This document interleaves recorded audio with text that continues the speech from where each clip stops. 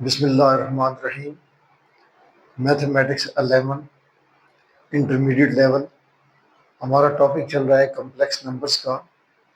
आज हम पढ़ेंगे equality of two complex numbers, यानी कोई दो कम्प्लेक्स नंबर हैं वो किस वक्त इक्वल होंगे। फ़र्ज़ करें हमारे पास एक कम्प्लेक्स नंबर है Z1 A plus iota B, और दूसरा कम्प्लेक्स नंबर है Z2 C plus iota D।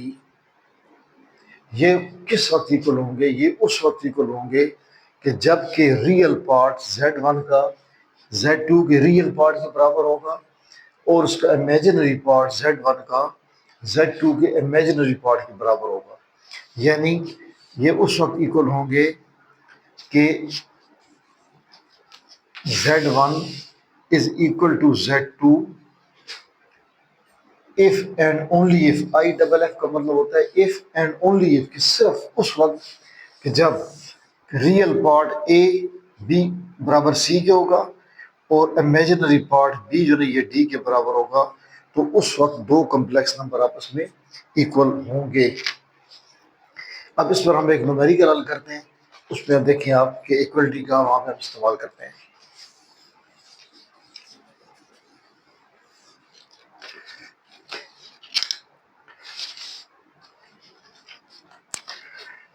Numerical है जी कि if 3 + 2 iota multiplied by x plus iota y is equal to 5 + 12 iota. तो हमने मालूम करना है जी x और y की कीमत, कि x क्या होगा और y क्या होगा। तो ये देखें कि जो दो कम्प्लेक्स नंबर है ये आपस में मल्टीप्लाई हो रहे हैं, ये बराबर है एक कम्प्लेक्स नंबर के। तो हम इन दोनों को पहले मल्टीप्लाई करते हैं। मल्टीप्लाई करने के अंदर ये आ जाएगा 3x plus iota 3y plus iota 2x और plus iota square 2y is equal to 5 + 12 iota. तो ये बराबर आ जाएगा 3x, ये आयोटा स्क्वायर -1 के बराबर आता है, और ये हमारा -2y आ जाएगा, -2y और प्लस इन दोनों से हम आयोटा कॉमन ले लेंगे, तो ये आ जाएगा 2x + 3y is equal to 5 + 12 iota. अब ये देखें कि ये रियल पार्ट है इस कम्प्लेक्स नंबर का, ये इसका इमेजिनरी पार्ट है, ये इसका रियल पार्ट है और ये इसका इमेजिनरी पार्ट है। अब ये दो कम्प्लेक्स नंबर हैं, ये कब इक्वल होंगे? जब इसका रियल पार्ट इसके रियल पार्ट के बराबर होगा और जब इसका इमेजिनरी पार्ट इसके इमेजिनरी पार्ट के बराबर होगा। तो हम इक्वलिटी रूल के मुताबिक ये 3x - 2y ये बराबर हो जाएगा 5 के, और ये इसका इमेजिनरी पार्ट 2x + 3y ये बराबर हो जाएगा 12 के। अब हमारे पास ये दो इक्वेशंस आ गई, इक्वेशन नंबर 1 और ये इक्वेशन नंबर 2। अब हम जब इन दोनों को हल करके x और y की कीमत निकाल देंगे।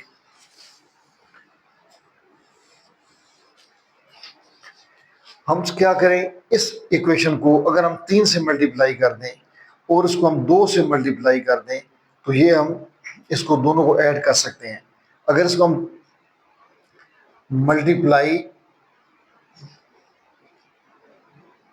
इक्वेशन 1 with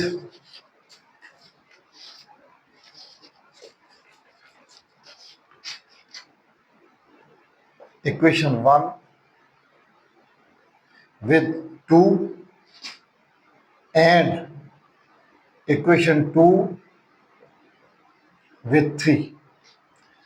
अब इसको 2 से अगर मल्टीप्लाई करेंगे तो ये 6x आएगा, -4y इज इक्वल टू 10, और इसको अगर हम मल्टीप्लाई करेंगे 3 से तो ये आ जाएगा 6x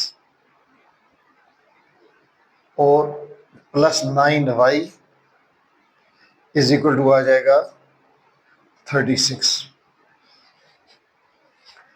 अब इन दोनों को अगर हम ऐड कर दें तो ये थोड़ा सा हम ऊपर लिख लेते हैं ताकि ये नीचे वाली ना मिटानी पड़े। ऊपर वाली को हमने 2 से ज़रब दी, ये आ जाएगा 6x माइनस 6y